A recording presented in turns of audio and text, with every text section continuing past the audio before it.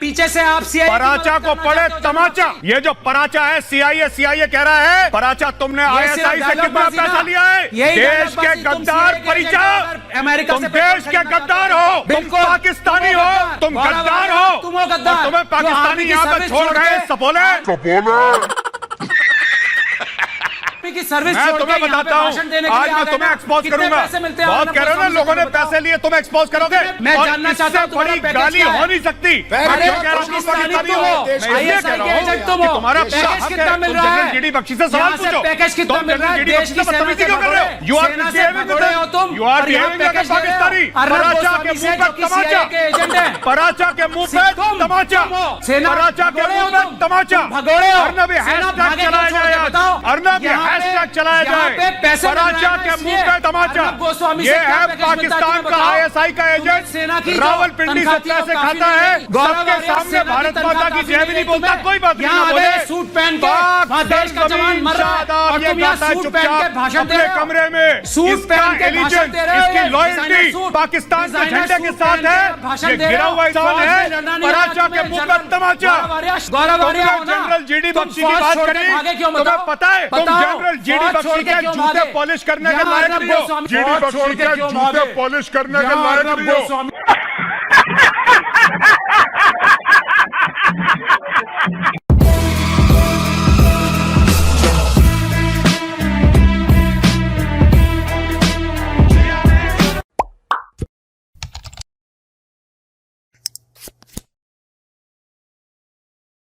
आज फंसा दिया साध्वी प्रज्ञा ने बीजेपी को, लगता है आपको? हमें फंसा दिया बीजेपी को।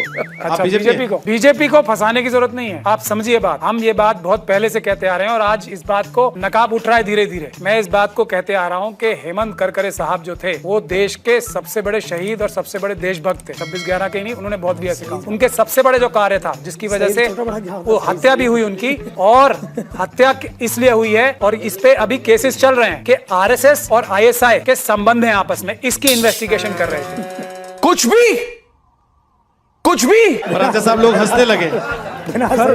मतलब देखिए सुप्रीम कोर्ट के वकील है, ये लोग हंस रहे हैं। मैं इसीलिए कह रहा हूँ ना, आपने चुटकुला सुना दिया कोई। उन्होंने ये केस डाल रखा है, अभी वो चल रहा है केस। क्या केस डाला है कि आरएसएस का हाथ था इसमें? जी आपको यही तो मैं बात बता रहा हूँ ना, आपने चार्जशीट पढ़ी है किसी ने? मैंने पढ़ी है। अबे साले, आरएसएस और आईएसआई के संबंध को इन्वेस्टिगेट कर रहे थे हेमंत करकरे साहब, उसीलिए इसमें भी पहले मुस्लिम नौजवानों को फंसाया गया था। करकरे साहब जब इन्वेस्टिगेटिंग एजेंसी में आए, उन्होंने इन्वेस्टिगेशन की इसकी, साध्वी प्रज्ञान सिंह ठाकुर और ये जो लेफ्टिनेंट कर्नल पुरोहित को पकड़ा, और फिर ये उन्होंने जो इन्वेस्टिगेशन करके फाइंडिंग्स दी वो ये थी, उसके सबूत हैं साइंटिफिक के। एक साध्वी प्रज्ञान सिंह ठाकुर अभिनव भारत नाम की एक संस्था की मेंबर है जो भारत की सेना के खिलाफ आर्म्ड बगावत करके एक दूसरा राष्ट्र जिसका नाम आर्यव्रत है वो स्थापित करना चाहता है, भारत की सेना को हरा के ये संविधान रद्द करना चाहता है। ये इन्वेस्टिगेशन है। एक ही बात में सर 5-5 थ्योरी ले आएंगे। एक सेकंड अरे वकील साहब, एक ही बात में 5-5 नई थ्योरी लाएंगे, लोगों को सांस लेने का मौका तो दीजिए। आप आगे सुनिए। आज सर अब ये आप ऐसी बातें करेंगे जिनका ना सर मिलेगा ना पैर, उसके बाद भी आप देंगे मेरी कहानी सुनते रहिए। संबेद, आपको अगर इनकी बात समझ में आई हो तो जवाब दो। डेट पूछ रहा हूँ, बात समझने की बात है। भाई साहब किस चीज की डेट पूछ रहे हो ये तो बता दो। आप पिछले 5 मिनट में ये नहीं बता पाए कौन सी डेट पूछना चाहते हो? आप बोलने दे रहे हो, केवल डेट ही डेट कर रहे हो। अगर मैं आपको बोलने नहीं दे रहा,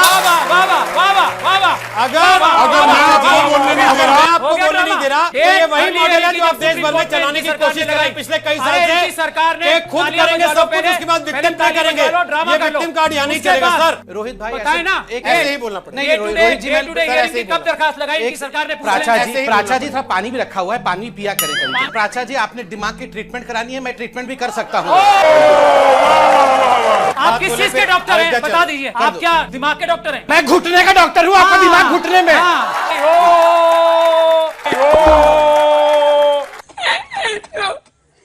से ये सब नहीं चलेगा, मुझसे सीधी डिबेट करेंगे, सीधी होगी। डेट चाहिए ये तो बताइए। अभी आपके इंडिया टुडे पे जाऊंगा तभी से बात होगी। यहाँ यही तो होता है। अरे प्राचा जी तबीयत खराब हो गई है आपकी, बैठिए आप।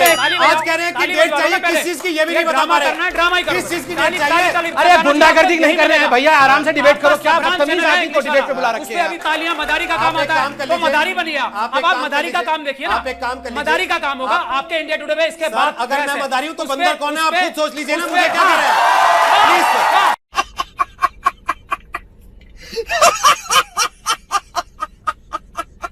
Hey, y'all, come look at this. कह रहे हैं कि बंदूक रख लीजिए। आप भी शहजाद पूनावाला मुसलमान ही हैं, तो घर के गहने इंपॉर्टेंट चीजें बेचकर क्या बंदूक लेने की तैयारी शुरू कर दी? मैं अपील करता हूँ सारे भारतीय मुसलमान से, अपने घर के जेवर, बर्तन, जमीन सब बेचें और जो पीछे प्राचा के अंबेडकर जी है, उनकी किताब है कॉन्स्टिट्यूशन ऑफ इंडिया, वो ले और उसमें पढ़कर लॉयर बने और प्राचा जैसे लॉयर ना बने और हिंदू मुसलमान जो भी पीड़ित है इस देश में उसका केस लड़े, क्योंकि हमारे देश में न्यायपालिका जस्टिस देती है। ये जो कह रहे हैं ये वो थियोरी है जो टेररिज्म को जस्टिफाई करती है कि आपने फलाना साल में हमारे साथ ये किया तो मैं अब अपने पास बंदूक रखूंगा। ये ट्रेनिंग ISIS के लोग देते हैं। प्राचा को आज आप डेजिग्नेट कीजिए that Mahmood of Ghazni and spokesperson of ISIS। Mahmood Pracha उकसाकर क्या फायदा मिल रहा है? मेरा फेडर तो ऑन कर दीजिए। आपका फेडर ऑन है, आपका फेडर ऑन है। हर जगह विक्टिम। कान खोल लीजिए, कान खोलिए। प्राचा शेम ऑन यू। आप एक लॉयर हो, रूल ऑफ लॉ अंबेडकर ने सिखाया हमें। रूल ऑफ लॉ क्या है अंबेडकर का, जरा बताएंगे? अंबेडकर को दिन रात आप दम भरते हो, शर्म आनी चाहिए प्राचा। आई एम अशेम्ड कि आप एक लॉयर है, आपको लॉयर की डिग्री जला देनी चाहिए। मुसलमानों को आप ये शिक्षा देते कि कलम चलाओ, कंप्यूटर चलाओ और आप दे रहे हो कि AK-47 चलाओ। आप पढ़े लिखे मुसलमान हैं पर दूसरों को आगे बढ़ने के लिए आप मौका नहीं देंगे। पॉकेट्स में लगा के अंग्रेजी में बोलकर दूसरे अंग्रेजी चैनलों पर जाकर अपनी राजनीति चमकाते हो। शर्म आनी चाहिए आपको। आपको आग्रह करना चाहिए कि मुसलमान पढ़े, मुसलमान एजुकेशन ले, मुसलमान टीवी एंकर बने ताकि वो लोगों को एक्सपोज कर सके। अगर अन्याय हो रहा है लॉयर बन सके आपकी तरह। आप बोलते हो कि AK-47 उठाओ, आप कहते हो पिस्तौल उठाओ, आप कहते हो दाऊद इब्राहिम बनो। 106 पढ़े। अरे छोड़ो यार तुम्हारा 106। शर्म आती है मुझे कि तुम लॉयर हो, अंबेडकर का नाम इस्तेमाल करते हो, तुम अपने आप को मुसलमान कहते हो। तुम महमूद ऑफ गजनी हो, तुम्हारे माँ बाप ने सही नाम रखा, महमूद ऑफ गजनी की लायकात के ही हो तुम।